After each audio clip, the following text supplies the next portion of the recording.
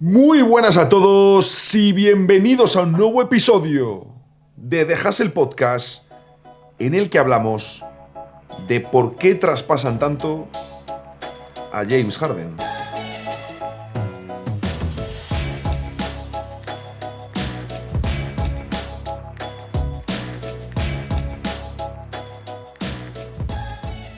Tenía ganas de hablar de uno de mis jugadores favoritos que ha vuelto a ser traspasado en este deadline. Hay que decirlo, viene siendo uno de los nombres habituales que nos alegran, que nos animan el cierre del mercado durante los últimos años. Aunque en su caso, para tratarse de uno de los mejores jugadores de la historia del baloncesto, sobre todo en la parcela ofensiva, es tremendo cómo varias de sus salidas se han visto envueltas en tanta polémica, en tanto debate y con tantos temas turbios, ¿no? También hay que decir que normalmente las salidas de grandes jugadores, cuando salen de un equipo donde son importantes, no suelen ser sencillas, no suelen ser fáciles y vienen arrastrando tensiones desde hace tiempo. Pero en un cierre de mercado que, por cierto, este ha sido el primer jueves que no he estado enchufado delante de una pantalla siguiendo y cubriendo el deadline minuto a minuto en no sé cuántos años. Estuve en un rodaje, luego en un partido de fútbol y creo que he cogido algo de frío y estoy un poco... Que además espero no tener problemas durante los próximos días para subir vídeos, porque esto todavía no lo sabe. Quiero liar a mi querido Alejandro Gaitán para hacer un vídeo de revisión de todos los traspasos del deadline y ponerles un poquito nota a cada uno de ellos, más algún temita relacionado con el deadline que irá saliendo también estos próximos días. Pero no sé qué ha sucedido con la pantalla de mi ordenador, que se ha estropeado. No hay un motivo aparente porque no ha habido una caída, no ha habido un tal, pero está estropeado, así que espero solucionarlo y que no fastidie un poco el ritmo del canal, que ahora sabéis que más o menos tenéis vídeo nuevo cada 2 días, día sí, día no. El caso es que os digo, ha sido un deadline, yo creo que como viene siendo en los últimos años, ¿no? Creo que ya pues se viene viendo esta nueva dinámica en la que lo gordo del deadline sucede en los días anteriores y el día del cierre del mercado, pues normalmente ya no queda tanto pescado por vender. Esa es la realidad, salvo algún movimiento, ¿no? Pero el cierre del mercado, el día del deadline, creo que ha cambiado mucho el funcionamiento interno de la liga. Y no podemos esperar todos los años un bombazo en el deadline. De hecho, llevamos varios años que el deadline viene muy cargado y que nombres muy importantes se mueven.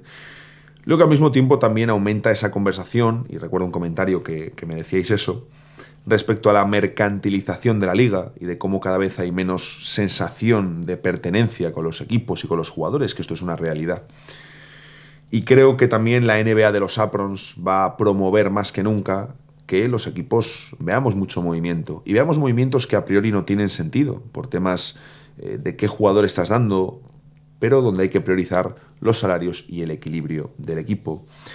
Y luego, como evidentemente siempre sucede, que un fan tiende a sobrevalorar los activos de su propio equipo y a infravalorar los del rival, porque me encantan siempre las típicas conversaciones de no quiero que mi equipo se haga con este jugador, pero yo no le quiero entregar absolutamente nada. Y viceversa, cuando en lo normal, en un traspaso, pues es que te cuesten piezas, como el gran ejemplo que tenemos de los Indiana Pacers, que perseguían un pívot titular. Daniel Gafford era uno de los nombres más mencionados. Se han terminado haciendo con Ivica Zubac en uno de los traspasos que más me ha sorprendido de este deadline. Vamos a tocarlo un poquito por encima al hablar hoy de los Clippers, pero ya hablaremos de este movimiento. Ostras, muy sorprendido con el movimiento, pero al final hacerte con un jugador como Zubac te cuesta Bennedict Mathurin y más activos. Por lo tanto, evidentemente, lo normal en un traspaso es que ambas partes tengan que dar, salvo yo que sé, que puedas negociar con unos Chicago Bulls de turno, unos Sacramento Kings y puedas conseguir obtener algo de mayor calado. Pero lo dicho, otro deadline...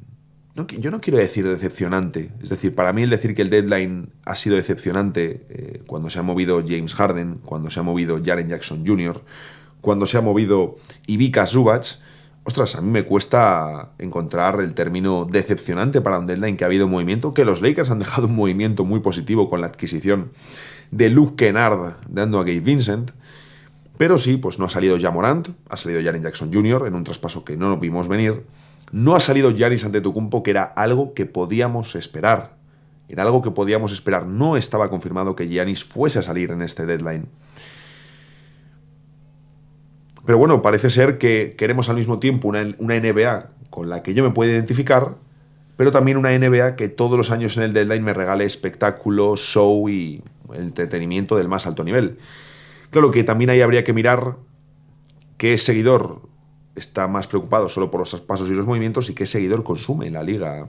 No te digo que tengas que ver de todos los días, todos los partidos y que si no ves todos los de tu equipo no eres buen fan, pero hay diferentes tipos de aficionados y creo que la NBA sabe muy bien hacia qué tipo de consumidor se mueve. De todos modos, no venimos hoy a hablar de esto, aunque me apetecía comentar un poquito.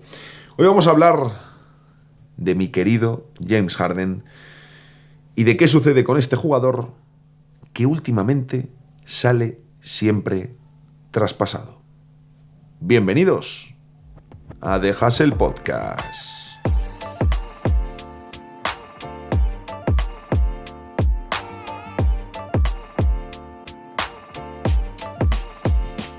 Es tremendo cómo durante la primera década de su carrera, que ya se había confirmado como uno de los mejores jugadores ofensivos de toda la historia de la NBA, pese a varias decepciones en playoffs y pese a no lograr el anillo de campeón, también después de enfrentarse al mejor equipo de todos los tiempos, como son los Warriors de Kevin Durant y Stephen Curry. Es tremendo que James Harden, que en esa primera década solo le identificamos con dos equipos, Oklahoma City Thunder sus 3 primeros años, un rendimiento fantástico, sexto hombre del año en su tercera temporada, juega las finales de la NBA y sale traspasado justo antes de que inicie el nuevo curso. Y pasa bastantes años en Houston. Llevamos 8 temporadas y media en Texas. Durante más de su primera década en la liga, Harden solo había estado en 2 equipos. El primero, el que le draftea, el que le da la oportunidad, el que le reúne con James Harden, iba a decir, con Russell Westbrook y con Kevin Durant, pero que no decide mantenerle. Todos conocemos esa decisión y cómo es una que seguro que Sam Presti más de una mañana se levantará acordándose de aquel momento. Pero es tremendo cómo ese mismo jugador, y manteniéndonos en 2026, que sigue siendo uno de los mejores playmakers de toda la NBA, es tremendo cómo de 2009 a 2021 tiene solo 2 equipos y de 2021 en adelante le hemos visto ya en Brooklyn, Filadelfia, Clippers y Cleveland. Un recorrido curioso. Y creo que si cogemos la salida de Houston, que no fue bonita, aunque desde luego no fue tan fea como las que vinieron después, la salida de Filadelfia, que es evidentemente la más fea de todas, ¿no? Se reunía con Daryl Morey, una reunión que fue fatal, cómo termina llamándole mentiroso de forma pública y cómo sale verdaderamente mal de la franquicia.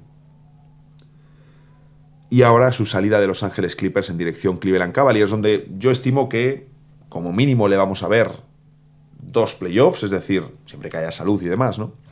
Los playoffs de 2025 y los playoffs de 2026. Eso será cuando veamos a James Harden, o lo que veremos de James Harden en Cleveland Cavaliers, entiendo yo.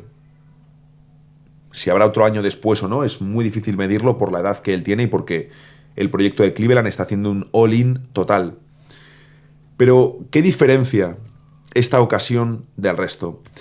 Porque todos conocemos este vídeo viral de un comentarista de los Sixers que raja de James Harden. Se hizo muy viral, el propio Harden fue preguntado por esto. Creo que solemos llevar siempre la situación muy a los extremos. No conocemos a James Harden, pero sí sabemos que la NBA es una liga donde las estrellas tienen un peso descomunal. Y Harden es un tipo que lleva muchos años habituado a ser un jugador súper diferencial y un jugador mega mediático. Pero sí que creo que esta salida de los Clippers es muy distinta a otras que ha vivido el propio jugador. y que no es justo utilizar el vídeo de, no, James Harden, tú eres el problema, si te quejas de tu compañero pero luego tú tal, te vas a otro equipo y te vuelve a pasar lo mismo, tú eres el problema. Es muy injusto utilizar ese vídeo a este caso, porque es un caso muy diferente, el de la salida de Harden de los Clippers. La salida de Houston tenía todo el sentido del mundo, todo el sentido del mundo. Al final, ahí ya habían tocado techo, habían sido muchos años allí intentándolo. Harden con los Rockets, a pesar de no tener título, tiene uno de los mejores rendimientos que hemos visto jamás en un jugador. Esto es indiscutible, indiscutible. Te gustará más o menos por estilo, yo también tengo épocas que me gustan más, que me gustan menos. Pero el Harden de los Rockets era una barbaridad, que su final tenía todo el sentido del mundo. Sí, le vemos ahí que sí con los de las camisetas, simulando que tenía peso de más, luego llega a Brooklyn y mágicamente ya no lo tiene. No fue una salida sencilla, pero tampoco creo que haya sido una salida especialmente embarrada, ¿no? Fue más un poco meme. La de Filadelfia es la fea. La de Filadelfia es la fea y la que magnifica toda esta conversación, ¿no? Porque es cierto que la de Brooklyn es complicada o es también inesperada, es sorprendente, pero creo que se mezclan cuestiones por el medio como una situación tan excepcional como era la del COVID-19 y la situación de Kyrie Irving, que estaba en su momento más complicado, en un momento difícil, como él mismo ha confesado, en el que también es lo que pasa, ¿no? Vivimos en una época que hace adalid de la salud mental. Y cuando sale un tipo que la gente ya, los periodistas le estaban preguntando ya por cosas extradeportivas, más que nada por sacar el clic, porque sabían que en ese momento lo que se consideraba la majadería de Kyrie Irving vendía mucho, vendía mucho. Y el propio Kyrie, que además luego cuando tú le ves el antes y el después, cuando le ves en Dallas, notas la diferencia, ¿no? Y dices, ostras, es que él en Brooklyn no estaba bien. No hace falta conocer en este caso a una persona para darte cuenta de que estaba incómodo, de que no estaba en un buen momento. Y lo que pasó fue que todo el mundo se echó encima. Todo el mundo. Todo el mundo. Bueno, todo el mundo, ya sabéis a lo que me refiero, ¿no? Pero el discurso predominante en redes sociales era de cargarse, de cancelar a Kyrie Irving. James Harden es el primero en bajarse del barco, en un barco que hacía aguas, como vimos después, y que efectivamente fue muy bonito lo poquísimo que duró y la muestra que nos regalaron, que fue imbatible. Y muy probablemente, de no haber sufrido las lesiones de Irving y del propio Harden en los playoffs de 2021, muy probablemente hubiesen ganado la NBA, porque eran el mejor equipo con diferencia de aquel año. Pero las lesiones es lo que tienen, es lo que tienen. Un equipazo aquellos Nets, la verdad, qué maravilla verles en acción. Harden es el primero en bajarse del barco, luego ha mantenido buena relación, sobre todo con Kevin Durant. Las tensiones no iban tanto con él, y había cosas a nivel de organización que Harden estaba viendo y que no le gustaban. Y que luego los otros dos también reafirmaron la situación con Kyrie y la inseguridad respecto a saber si iba a estar o no disponible, si iba a poder jugar o no. Obviamente aumentaba una situación de tensión donde había tres jugadores ya veteranos, que sí, dos de ellos ya habían ganado, Kyrie y Durant, pero Kevin aún así necesitaba reafirmarse, necesitaba seguir buscando esa validación externa de, oye, es que el título de Golden State no ha dejado el mismo calado en la gente, yo tengo que ganar todavía para demostrar mi lugar, por mucho que luego él diga que no. Y Harden, que nunca había ganado, había estado a las puertas de las finales, ¿no? Pero precisamente tumbado por los Warriors con Durant ahí. Y que se hubiese enfrentado a Kyrie Irving. Bueno, no sé si Kyrie estaba ya entonces. Sí, creo que era el último año de Kyrie. En Cleveland. Ostras. Creo que lo de Brooklyn fue un tema muy delicado, muy delicado. Y ya os digo que quizás de no haberse dado una situación tan excepcional como la del COVID-19, que al final es como pues, parte del juego, ¿no? Porque era parte de la vida, termina acabando con aquel equipo. Y lo dicho, Harden es el primero en bajarse del barco.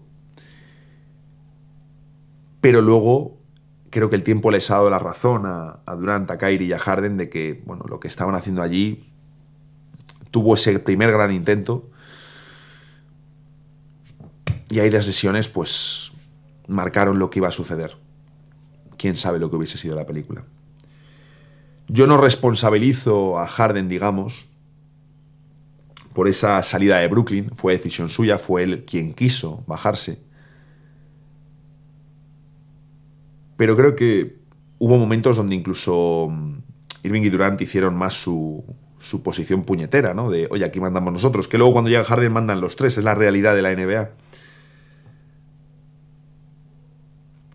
Pero la fea es la de Filadelfia. ¿Qué ocurre? Que como veníamos de acumular ya un par de salidas, se va quedando ese peso, ese recuerdo en el imaginario colectivo de James Harden es un tío complicado. James Harden es difícil. James Harden va pasando por sitios, no consigue el éxito y cuando ve que las cosas no funcionan, se va rápido. Ese es el calado que empezó a dejar todo este cúmulo de circunstancias. Sí que es cierto que la situación de Filadelfia es más extraña. Más extraña. Y ahí sí que creo que el nivel de James Harden en playoffs fue muy decepcionante. Te podía dejar un partido de 40 puntos como que te hacía 3 seguidos de un nivel insuficiente, ¿no? Lo siguiente. Alimentó de forma bárbara a Joel Embiid. Tyrese Maxey habla maravillas de James Harden y de cómo ha sido el principal responsable de que Maxey, aparte del propio Maxey, de su trabajo y su talento, de elevar su nivel de producción, de talento, de confianza, de todo. Si es que luego los compañeros hablan, no todos, pero muchos de ellos hablan auténticas maravillas. No que hablen bien o que hablen sin más, no. Hablan maravillas de James Harden. Que esto no significa ni que sea una figura perfecta. No. Claro que no. El caso es que la salida de los Sixers es la fea. Ok, yo eso lo compro completamente. Esto es una realidad. Y ahí es donde se le echa todo el mundo encima a Harden aprovechando el vídeo viral del comentarista.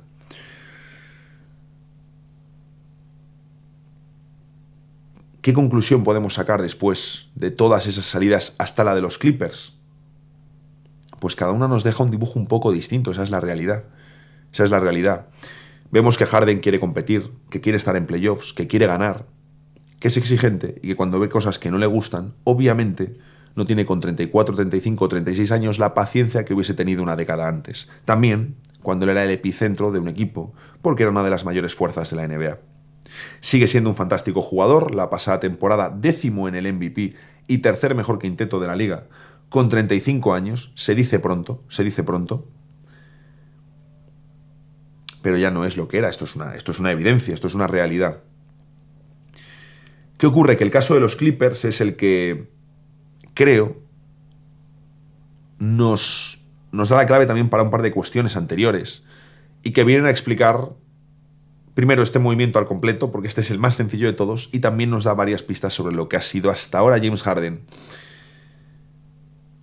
Y por qué no todas las salidas, pero sí creo que, por ejemplo, la de Filadelfia se viene explicando mucho por esto.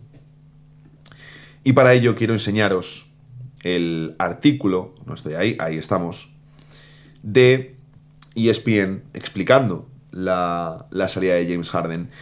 Que es cierto que ya nos venían avisando en los días anteriores, ¿no? Oye, los Clippers están negociando, tal. Yo decía, joder, qué raro, con lo calientes que están los Clippers, con lo bien que están últimamente, ¿por qué quieren darle salida a James Harden con el nivel que está mostrando el equipo? Yo no lo entendía, ¿no? Yo decía, joder, qué raro. Todo se resume a una cuestión: el dinero, las pelas, ya está. Os leo el artículo, ¿de acuerdo? Dice, el inicio del final de la aventura de James Harden con los Clippers se remonta al verano, cuando el equipo le dijo a Harden que no se sentían cómodos garantizándole más dinero que los 39,2 millones que iba a recibir esta temporada debido a su edad, 36 años, y que el equipo prefería mantener flexibilidad financiera este pasado verano, es decir, un poco la misma película que con Paul George. Oye, vete que no te vamos a poner el dinero sobre la mesa. Harden, por su parte, sentía que se había restablecido como All-Star y fuentes cercanas al jugador decían que después de haber promediado 23 puntos, 9 asistencias y 6 rebotes y ser nombrado en el tercer mejor quinteto de la NBA, se merecía una extensión similar a la de 2 años y 111 millones que los Warriors le habían dado a Jimmy Butler, quien tiene la misma edad que Harden. Claro, visto desde este punto de vista dices, oye, pues tiene sentido que Harden, después de hacer una temporada de mayor rendimiento que la de Jimmy Butler, esta es la realidad. Y como el gran foco ofensivo del equipo junto a Kawhi Leonard, que encima se ha perdido media temporada, pida una renovación de estrella, porque sigue rindiendo como una estrella. Pero claro, también es lícito que en el otro lado el equipo te diga, oye, no, mira, es que nosotros queremos mantener esa flexibilidad financiera. Pues ahí está el choque, ni más ni menos. Y nos dicen, aún así Harden quería estar en su ciudad natal de Los Ángeles y creía que el roster de los Clippers tenía suficiente talento como para competir, como para ser candidatos al título. Así que aceptó un contrato donde, bueno, el segundo año solo tiene una parte garantizada, en fin. Aceptó menos dinero del que él inicialmente hubiese querido, ¿de acuerdo? Si el equipo jugaba bien, él pensaba que los Clippers cogerían ese total, el total, ¿no? No solo la parte sin garantizada, sino todo el dinero de ese segundo año. El acuerdo incluía una opción de equipo, una opción de jugador, perdón, y la oportunidad de vetar cualquier traspaso.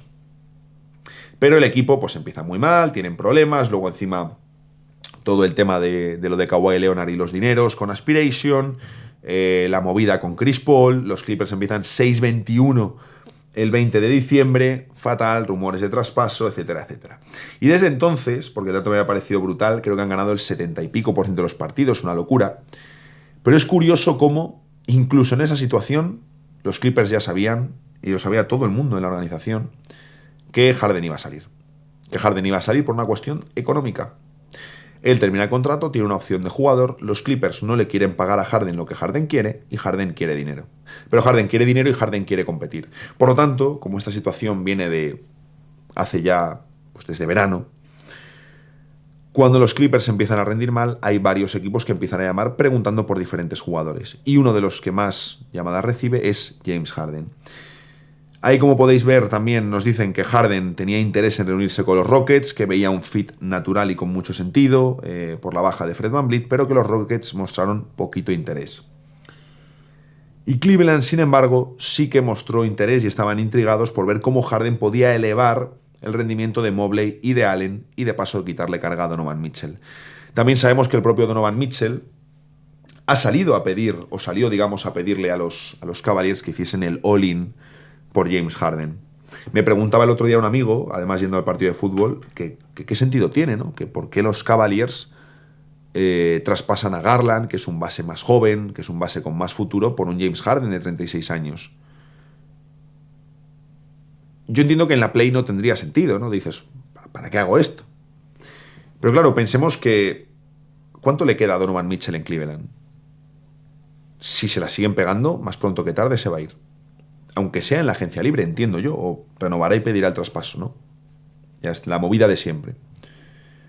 Y él dice, oye, pues all-in por Harden. Garland ya sabemos que ha sido uno de los jugadores que más ha decepcionado en los últimos años, que más corto se ha quedado en playoffs, que también tiene problemas defensivos, es decir, todas las dudas que tenemos con Garland no se han disipado en ningún momento en los últimos tiempos. Tiene un contrato muy grande. Tienes la oportunidad de hacerte con Harden. Me parece un movimiento valiente, además haciendo caso a la estrella de tu equipo que te dice, oye, ir a tope con él. Y yo entiendo que hay dudas ahora de, ostras, el backcourt de los Cavs a nivel defensivo. Bueno, a nivel defensivo ya eran un desastre con Garland y con Mitchell. Ahora Harden y Mitchell, pues espero lo mismo, pero con la diferencia, con la evidente diferencia de que Harden es un jugador muy diferente a Darius Garland, muy superior incluso en este estado de su carrera. Y sí que me parece interesante, porque yo soy el primero que sí que ha criticado ese bajo rendimiento de Harden en los últimos años en playoffs, que ahora la película es distinta porque por primera vez, quitando la aventura de los Nets, donde aún así él era el primer base o el primer manejador del equipo por delante de Kyrie Irving, él ahora le va a quitar peso a Donovan Mitchell, que eso a Mitchell le va a venir genial, y al mismo tiempo Mitchell sigue siendo el gran eje ofensivo de los Clippers, de los Cavaliers, perdón, ya uno se mezcla con tantos nombres. Y eso significa que Harden no va a tener una carga tan elevada como ha tenido en todos los equipos, incluidos los últimos en los que ha estado, incluidos Los Ángeles Clippers, incluido cuando tienes a Paul George y a James Harden y a Kawhi Leonard a tu lado. Porque Mitchell maneja lo que no está escrito. Y me parece muy interesante la pareja con Evan Mobley, que es un jugador, bueno, pues, que tiene que elevar su rendimiento. Yo no espero que los Cavaliers, bueno, quizás ahora nos sorprenden, ¿no? Vamos a mirar también un poquito su plantilla porque han hecho cambios en este deadline y es uno de los claros ganadores de este deadline. Les salga como les salga lo de James Harden, que esto es lo de siempre, yo un movimiento lo mido cuando se hace y tiempo después. Esta salida es muy diferente al resto, pero nos viene a indicar algo que es fundamental para Harden, y es que le paguen el dinero que él considera que merece para el rendimiento que está mostrando. Esto es bueno, esto es malo, bueno, pues es lo que hace James Harden. ¿Qué es lo que suelen hacer la gran mayoría de estrellas? Solo que Harden, cuando en el caso de Daryl Morey, si Daryl Morey le promete un dinero o le dice que le va a dar X dinero, si luego Harden no lo recibe, yo puedo entender que Harden diga, oye, pues yo no quiero seguir aquí porque me has mentido, me has engañado y yo pues, te tenía como una persona de confianza importantísima en mi carrera. Yo lo puedo entender. Yo lo puedo entender, que es cierto que se fue todo un poco de las manos con aquellas declaraciones en China llamándole mentiroso, que está lejos del ideal, hombre, yo creo que en eso estamos todos de acuerdo, ¿no? Que lo mejor es resolver las cosas en casa. Pero también dices, oye, no conocemos la película completa y yo entiendo que si le ha prometido un dinero, Harden ha firmado menos para darle facilidades a los Sixers y luego no se lo quiere dar, que Harden se sienta estafado. Y al final todo se resume a Harden quiere, él se sigue viendo como una gran estrella de la liga, sigue siendo uno de los mejores jugadores de la liga y quiere que le paguen ese dinero. Pero mientras compite y tiene una oportunidad de estar en la postemporada, sea mejor o peor el equipo, porque los Sixers con Embiid nunca fueron candidatos. Los Clippers, decías, bueno, tampoco deberían serlo, pero tenían más armas. Los Nets, evidentemente, sabemos que ahí sí que lo eran, ¿no? Y ahora los Cavaliers no lo son, es decir, si tú miras los pasos de Harden post Houston Rockets, quitando el equipo de Brooklyn, que era una barbaridad de plantilla, quitando ese caso no hablamos de contenders o que ha pasado por equipos mágicos que debían haber ganado el anillo sí o sí. Para nada, para nada. Y el paso por Cleveland es uno random, pero que me parece interesante. ¿Cuánto durará? No tenemos ni puñetera idea. Yo ya os digo, tampoco va a durar 4 años, obviamente. ¿Cuánto le queda a la carrera de Harden? 3, 4 años. Bueno, pues en Cleveland a lo mejor pasa un par de años. Vamos a ver, yo entiendo que ellos sí que le meterán la renovación, que obviamente si los Cavaliers se hacen con Harden es porque ellos sí que le van a pagar el dinero, si no, no tendría ningún puñetero sentido. Y esto ya lo habrán hablado. Y tu nómina de salarios sigue siendo muy grande. Sabemos que la nómina de salarios de los Cavs es enorme. Pero creo que han sido inteligentes en este deadline y les ha salido bastante bien las jugadas. Para los Clippers, que ya hablaremos también cuando comentemos lo de Zubac, posición un poco extraña porque estabas súper en forma, te cargas ahora a Zubac, estás esperando la sanción del caso Kawhi Leonard, te has hecho más joven, evidentemente, tanto con Garland como con Mathurin, recibes rondas del draft, se están preparando para reconstrucción, pero para tratar de competir. Mientras el experimento que comienza en 2019 con Kawhi Leonard, han pasado, o van a pasar cuando llegue este verano, 7 años, y el único que se mantiene de todo el experimento es el que menos ha estado, y de forma indirecta el más responsable de los fracasos, que es Kawhi Leonard. Porque era la gran estrella y pues si la gran estrella no está disponible es que todo el castillo se te viene abajo, esta es la realidad.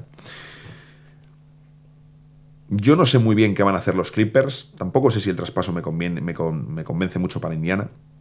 Sé que el mejor Ivica Zubac es mejor que el mejor Miles Turner, esto lo tengo muy claro, pero Miles Turner encajaba muy bien en el estilo de Indiana y Zubac, pues vamos a verlo. Ya lo comentaremos, que quiero dividir un poquito el contenido porque el deadline, aunque para algunos haya sido decepcionante, nos ha dejado mucho contenido. Pero sí que quería hablar un poquito, ¿no?, de este caso de James Harden. Vamos a mirar ahora el depth chart de los Cavaliers antes de terminar, que lo tengo aquí abierto. Pero creo que hace falta explicarlo porque a Harden si se le dan palos, que esto no es cuestión de, no, hay que darle palos, no, es cuestión de analizar, de querer entender, si es que quieres hacer eso, si quieres hatear, que hay mucha gente que parece que es lo que quiere. Y en el caso de Cleveland, es muy evidente que ellos hacen su all-in, a por un jugador que los Clippers, horas antes de que se haga oficial el traspaso, Harden estaba en las instalaciones del equipo y había muy buen rollo. El propio Tyronn Lue lo ha contado y él sabía que el traspaso era inminente. Y él lo sabía y estaban de buen rollo. Y dice, oye, aparte de que vamos a echar de menos su juego, vamos a echar de menos su personalidad. Y yo, por lo que he leído y por lo que he visto, me creo que James Harden es una figura muy exigente, muy trabajadora, que por su estilo de juego eleva el nivel de rendimiento de muchos de sus compañeros, que también es innegable que en varios playoffs se ha quedado muy corto en rendimiento ofensivo, y que de la misma manera, cuando todo va en la dirección que a él le gusta, muy bien. Pero como las cosas no vayan en la dirección que Harden prefiere, quiere, pretende, tenga o no razón, en más de una ocasión se ha enturbiado la cosa bastante. Miramos el depth chart de Cleveland, que también quiero que me comentéis pues qué os parece. Que también os digo, aquí está hecho de aquella manera, pero bueno, es muy gráfico esto de ESPN, a mí me gusta. Tenemos un primer quinteto que ya para empezar está mal, porque no tienen a Dean Wade en el 3, tienen a Jalen Tyson, que es la gran noticia, ¿no?, de los Cavaliers este año. James Harden en el 1 y Donovan Mitchell en el 2, formando potencialmente el mejor backcourt de la liga. Sí, es que os iba a decir sin duda, pero no sé quiénes les compiten, la verdad. En el 3, Jalen Tyson, un alero de muy buen rendimiento, y luego el juego interior con Evan Mobley y Jarrett Allen. ¿Qué tienes en el banquillo? Evidentemente lo más completo es el backcourt, porque hablamos de un equipo que tiene a Dennis Schroeder, a Craig Porter Jr. como opciones para el 1, a Sam Merrill y a Keon Ellis como opciones para el 2. Es cierto que a Keon Ellis le pueden deslizar al 3, que tienen a Dean Wade para el 3-4, que tienen a Thomas Bryant, aunque también está Tomlin. Yo creo que al final es un equipo que va a tener a los 5 titulares, es decir, ese Harden, Mitchell, Tyson, Mobley, Allen. Y vamos a ver qué tíos entran en la postemporada en la rotación. Schroeder, Merrill, Ellis y Wade. Esos 4 deberían ser los que reciban minutos, ¿no? Pues para ver a Wade en el 4 y que Mobley o Allen estén en el 5. Puedes tener a Keon Ellis en el 3, Merrill en el 2-3, Schroeder como alternativa de playmaking. Me sorprendería que Craig Porter Jr. esté por delante. Pues te va a dar para ganar. La realidad de Cleveland es que lo que le ha faltado en años anteriores ha sido rendimiento de Jarrett Allen, pero primero a nivel defensivo y a nivel reboteador, no a nivel ofensivo con un Harden que le alimente. Y luego, evidentemente, el rendimiento de Garland, que ha sido muy decepcionante. Es lo primero que ha fallado en Cleveland. Una pieza la has cambiado, Garland por Harden. Ahí yo confío y espero en que, por lo menos a corto plazo, que es lo que ellos están haciendo, un all-in para intentar ganar ya, que mejoren. Si no mejoran ya, apaga y vámonos. Apaga y vámonos. Si Harden no mejora lo que ha hecho Garland, madre mía de mi vida. Madre mía de mi vida. Y el juego interior tiene que responder. Si Cleveland ve que les falta algo este verano, ve que dicen, ostras, nos ha faltado algo, muy probablemente sea un tercer interior potente. Un tercer interior de peso. ¿Cómo le pueden conseguir? ¿Cómo se pueden hacer con él? Traspaso con alguna firma más pequeña en verano. No necesitas un pepino de jugador. Pero sí que necesitas un interior a lo mejor, y creo que es lo único que le faltaría a esta plantilla. Dean Wade me gusta, pero a lo mejor lo que necesitan es un 4-5 un poquito más destacado. O si no, ya en verano te tocará mover a Jarrett Allen y a lo mejor te toca pagar con alguna ronda para conseguir una verdadera mejora. Yo en la Play me he hecho con Bama de Bayo. Primero pasé de Jarrett Allen a Ivica Zubac y de Zubac a De Bayo. Entiendo que en la Play no será tan fácil y que a Zubac ya le han movido a Indiana, entonces difícil. Pero ahí queda ese depth chart de los Cleveland Cavaliers, que yo tengo ganas de verlo porque además la colección de camisetas de James Harden va a ser ya random de cojones y eso también, pues oye, mola mucho. En fin, que quiero saber qué opináis de ese tema, porque el de Harden, la carrera de Harden es una... Muchísimas dan para estudio, pero la de Harden me parece una verdaderamente interesante y llamativa. Quería compartir con vosotros este tema, hablar un poquito de la barba y de su última salida, que honestamente espero ya que sea su último traspaso como jugador relevante y competitivo, que las cosas vayan medio bien en Cleveland, que pueda renovar allí y que el final de su carrera sea lo más tranquila posible, independientemente de si consigue o no el éxito de levantar el trofeo Larry O'Brien. Como siempre, un placer. Nos leemos en los comentarios y nos vemos en el próximo vídeo.